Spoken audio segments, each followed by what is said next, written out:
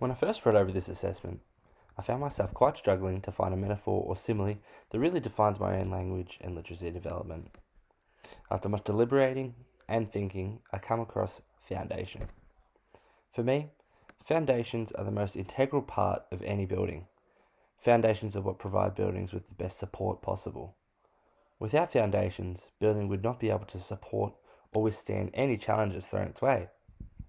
This is no different to our own language and literacy foundations. Without the strong foundations we learn, our language and literacy cannot flourish and grow. In my early life, I found that my parents gave me the most solid foundation possible to succeed in my language and literacy development, allowing me to succeed to the best of my abilities in all of my educational endeavours. As a young child, my parents would always read to me, and I would always read before bed once I was able. A moment I think, as a part of my language and literacy development foundation, was the first novel I fully read. The novel was The Wind in the Willows, written by Kenneth Grahame. My parents bought me this book and encouraged me to read it before bed every night as a way to wind down. I feel as though this advice really laid strong foundations in my language and literacy development. Reflecting on my own language and literacy development journey, from birth to present, was something that I hadn't really thought of until this assessment. Language is widely regarded to be learnt through everyday life rather than explicit teaching. Language is required through everyday activities, such as listening, speaking, and conversing with other people. From birth, I and many others will have started to learn and construct language into meaning through other speeches, noise, facial expressions, hand gestures, and many, many more audio and visual cues. I was a very loud and chatty baby, according to my mother. This lines up with the pre-verbal stage of language development. This stage is between the ages of 0 and 12 months. This stage can include regular baby noises, such as babbling, cooing, and basic gestures, such as shaking and nodding of the head.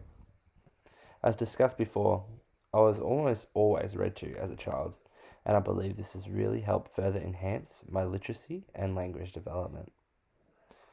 I remember following along, reading books with my parents from at least 4 years old. Almost every night we would read together, and they would say a word, and I would copy them.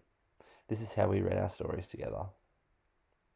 As I got older, towards the beginning and start of primary school, I began to read more independently as a way to relax and calm down, rather than reading just for the fun of it. This made literacy and language feel incredibly helpful and useful, rather than just something I'd take for granted. Pragmatics can be identified as understanding and utilizing language correctly in social scenarios.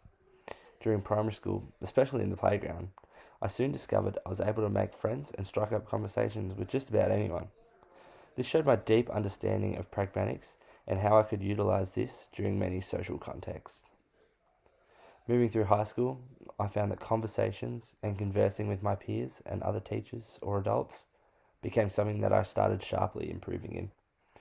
This is aligned with the conversational abilities of most high school children who also begin to hone and sharpen their conversational abilities during this time in their lives. The final stage of my own language and literacy journey has led me back to the start of my language and literacy journey. I'm now studying and teaching at university and will pass on my learnings of language and literacy to the future generation of school children. I hope to be able to inspire and motivate my future students, giving the most solid foundation possible, just as my mother and father did to me. Some strengths I feel as though I have in English is that I'm passionate about it, and I can always seem to gain motivation to complete English-based tasks and activities. I believe this passion and motivation towards English can be accredited to the foundation my parents laid for me as a young child. I've always thought of English as my favourite subject, and I've never really seen it as a chore or a really unenjoyable thing to perform. This passion and motivation towards English has allowed me to succeed to the best of my abilities in all of my English education, right from prep all the way up to tertiary education now. Another strength in literacy I've only really discovered it in my latter years of high school and early years of tertiary education, is my ability to find the important information in textbooks and other academic sources. I find I'm able to skim and scan quite quickly allowing me to pull out and utilize essential information more quickly and efficiently. A weakness I found is that I can struggle with identifying when to use informal and formal language. I would describe myself as pretty laid back, and I use quite a lot of informal language, even at work and at school. University requires me to write assessments in formal and academic language and tone. It's something that doesn't come very naturally to me, and it's something that I may need to work on to get the best out of myself in my future tertiary studies. Another focus area I feel as though I can improve on is my grammar and punctuation.